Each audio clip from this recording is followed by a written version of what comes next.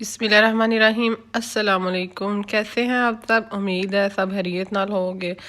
आज असी बड़ी मज़ेदार जी ज़ायकेदार नरम मुलायम जूसी अंदर तक सॉफ्ट शोरबे वाली चिकन बना रहे हैं। बिल्कुल आधे घंटे च तुहाडी रेसिपी तैयार हो जाएगी तो बहुत ज़ायकेदार बनेगी। सब तो पहले असा ले लिया जी आधा किलो चिकन, ये बोन्स वाला है और बहुत इसको आपने लेग्स को कट लगा लेने हैं। दही लेना है आपने 1 कप।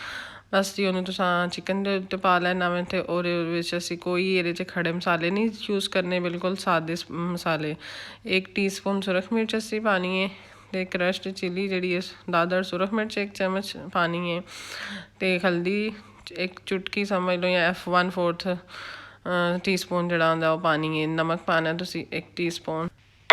कोई हमने ज़्यादा इसमें बाज़ारी मसाले वगैरह नहीं डाले, लेकिन बड़ा मज़ेदार जी साड़ा चिकन तैयार होया सी। और बस सिर्फ हुण असीं पावांगे गर्म मसाला पिसा हुआ ते ਉਹਨੂੰ ਪਾ ਕੇ ਤੇ ਅਸੀਂ ਅੱਛੀ ਤਰ੍ਹਾਂ ਇਹਨੂੰ ਜੀ ਮੈਰੀਨੇਟ ਕਰ ਲਵਾਂਗੇ ਤੇ ਇਹਨੂੰ ਅਸੀਂ ਰੱਖ ਦੇਣਾ तकरीबन 2 घंटे अगर रख दो तो बहुत अच्छा होएगा। बिल्कुल अंदर तक ਇਹਦਾ सारा टेस्ट चला जाएगा। ਤੁਸੀਂ कभी आइंदा चिकन नहीं बनाया होएगा। तो बस जी इनू असी 2 घंटे वास्ते फ्रिज च रख देना। दूसरी तरफ असी ले लिया ऑयल, 1 कप असी ऑयल लेना है। और एक बड़ा स्लाइस जड़ा ना प्याज का कट के तो उन्होंने असा करना है हल्का जहा फ्राई। तो दूसरी तरफ असा लसन लेना है, वह असा 1 कप तकरीबन ये पा देना में। तो 1 टमाटर असी ले लेना है तो उन्होंने असी ये पा के तो इन्होंने असी अच्छा तरह हल्का हल्का फ्राई कर लेना है। फ्राई करन तो बाद असी इनू जी कट दिता सी थोड़ा जहा पानी पावांगे अद्धा को ग्लास असी इनू वेट ला देवांगे। अगर तुसी नहीं इन्ना करना चाहते, बल्कि यह बहुत ईजी प्रोसेस है, 5 मिनट के थोड़े सारिया चीज़ा गल जानियां ते तुसां इन्हां नूं मैश कर लेना। हाँ अगर तुसी और ज़्यादा ईजी करना चाहते हो तो बेशक तुसी इनू फ्राई करके तो इनू ब्लैंडर वाले जग च पाओ तो इनू अच्छी तरह तुसी और चॉप कर लो, मैश हो जाएगा।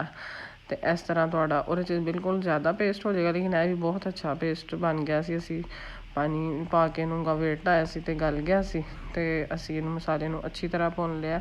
ये विच असां कोई मसाले नमक मिर्च वगैरह नहीं पाने। जिहड़ा असी चिकन नू मैरीनेट कीता ना बस वो ही मसाले ये विच जाणगे ते थोड़ा मज़ेदार जिहा जिहड़ा चिकन है ना शोरबे वाला वो रेडी हो जाएगा। तुहानूं पता अजकल तो बिल्कुल दिल नहीं करता, शदीद गर्मी है ते दिल कर बल्कि खाना खाते तो बिल्कुल नहीं दिल करता। दिल करता कोई पानी होए, कोई जूस होए, कोई लस्सी होए। असी होए पेंडू लोग तो तुहानूं पता सानूं ज़्यादा लस्सी का होंदा कि लस्सी होए तो अंदर तक सुकून तुर जाए। बस इनू वेखो असी चिकन नूं ऐसे ऑयल च अच्छी तरह भुन लेना। जो चिकन सही तरह भुन जाएगा ना तो फिर ये असी पानी पावांगे तो इनू असी थोड़ी देर पकन देवांगे तो साड़ा मज़ेदार दा चिकन वेख लो बिल्कुल कि चिकन का कच्चापन हर चीज़ खत्म हो जाएगी।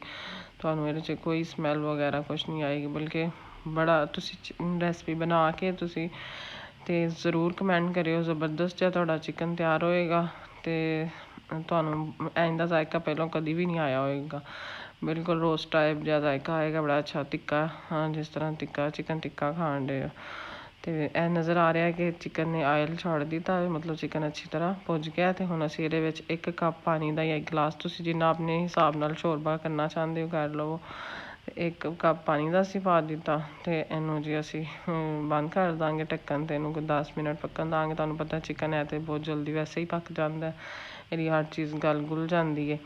तो बस हुण चिकन साडा रेडी हो गया। ये असीं पावांगे सब्ज़ मिर्चां 2-3 चॉप करके तो तुसीं अपनी मर्जी के हिसाब नाल पा सकते हो। तो असीं दूसरी तरफ जीरा लिया साबत तो उन्होंने थोड़ा सा मतलब भुनिया है तो वह असीं पा देंगे। थोड़ा जिहा अदरक असीं पाया हुए इस स्टेज पर पावांगे, इन्हां चीज़ों का फ़ायदा होएगा। अगर इन्हों असीं पहलों ही भुन के इन्हां दे सारे जिहड़े विटामिन्स ने खत्म कर देंगे तो जी कोई फ़ायदा नहीं इन्हों पाने का। बस समझो तुसीं खा छड़िया हर चीज़। तो जीरा भी असीं इस स्टेज पर पा दिंदे हुंदे आं। ते थोड़ी जी असां लई सुक्की मेथी तो वह भी ये पा दी है, तुहानूं नज़र आ रहा है। तो ऑयल भी इहदा हुण तुहानूं नहीं लगता पिया होना कि ऑयल है, लेकिन जो सालन थोड़ा जिहा ठंडा होएगा तो उत्ते जी आ जाएगा। सी वो एक जी तरी होंदी है ना बड़ा जी आप तुहानूं पता ऑयल तो हर बंदे नूं कहंदे ने डॉक्टर फैट्स फैट्स फैट्स तो बस जिन्ना को चाहिए रिक्वायर्ड उन्ना ऑयल होएगा तो बहुत मज़ेदार साडा शोरबे वाला चिकन रेडी होएगा। तो तुसीं खाओ तो सानूं भी दुआवां च याद करियो। तो यह तुहाडे सामने सब्ज़ धनिया भी असीं इहदे उत्ते पा दित्ता है। ਤੇ ਬਸ ਇਹਨੂੰ ਤੁਸੀਂ ਡਿਸ਼ ਆਊਟ ਕਰੋ ਤੇ ਇਹਨੂੰ ਨਾਨ ਜਾਂ ਗਰਮਾ ਗਰਮ ਰੋਟੀ ਦੇ ਨਾਲ ਖਾ ਕੇ ਤੇ ਦੁਆਵਾਂ ਦਵੋ। ਅੱਲਾਹ ਤਾਲਾ ਸਾਨੂੰ ਆਸਾਨੀਆਂ ਦੇਵੇ ਤੇ ਸਾਨੂੰ ਆਸਾਨੀਆਂ ਤਕਸੀਮ ਕਰਨ ਦਾ ਸ਼ਰਫ ਅਤਾ ਕਰੇ। ਅੱਲਾਹ